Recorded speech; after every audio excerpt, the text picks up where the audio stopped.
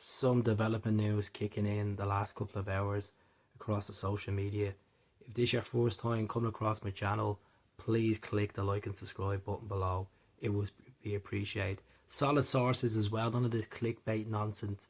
Celtic are identifying a centre back they're interested in from a surprising league that we haven't bought from in the last couple of years, the J League. J League, where we got Kyogo, Daisy Maeda, Rio Atate, Tomogi Iwate, Ideguchi, players like that, and we're looking at a guy who's currently playing for the team that's third last in the J League. They played over 20 games so far this season, and it's a guy called Hayato Inamura. He's over 6'3", he's a centre back, and the report from this is Steve McGowan of the Herald.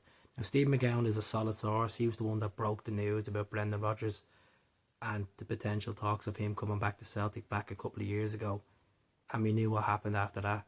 Steve McGowan is a really good source, and for Celtic going to the J League and looking at centre back, it must be a promising player. He's played 33 times for this team.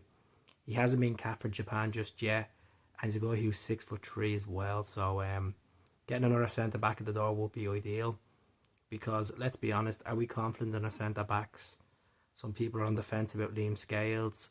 Will CarterVickers leave? There's been a lot of reports of Sunderland interested, Leeds United interested over the last couple of days. Teams that have only been promoted to the Premier League. The problem with CarterVickers is he couldn't settle for time upon time. He was in the English Championship for a lot of his career, and yet he's still only 27 years of age. But CarterVickers' market value of 14 million. If Celtic could sell CarterVickers for around 12 million, and we can go out and get a decent centre back, would be ideal. Not a lot of Celtic fans would like to see CarterVickers go. He's been an absolute rock for the last 4 seasons, but body language says a lot of things, and agents talking to people's ears, and you convince them to move if they're not happy. And maybe it could be a case that CarterVickers might leave this summer or may not. If he stays at Celtic, it means that we have a solid centre back there. We're moving into the Champions League playoff round. You know, we're pushing to get another treble. We're pushing to get his valuation up. He's only played 15 Champions League games, so for him to get more Champions League games under his belt, winning more derbies, winning more trophies at Celtic sounds more attractive than playing for the team that's being promoted in the Premier League. Let's be honest, teams that come up, majority of them go back down again, regardless if it's a Leeds United or a Sunderland. We'll see what happens in regards to CarterVickers.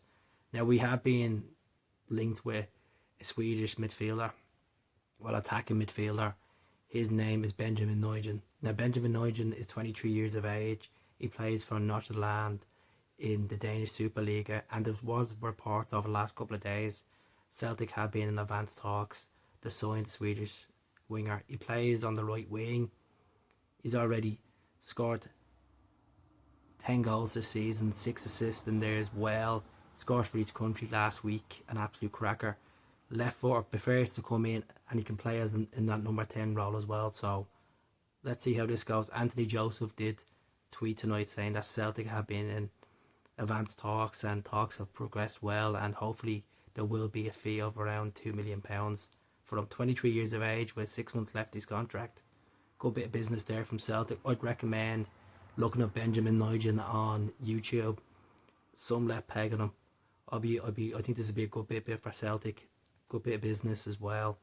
Greg Taylor, it looks like he could be on his way to FC Copenhagen in the Danish Superliga.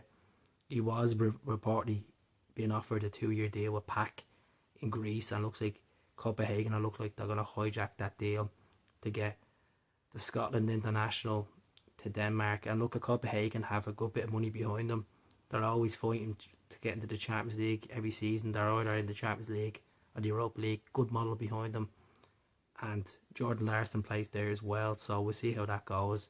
Regards to us getting another striker, there has been reports over the last couple of days that Callum Osmond, who's a 19-year-old Welsh player that plays for Fulham's youth academy, Celtic have been on up a move for him. There's been reports of a medical past. Will he be confirmed tomorrow?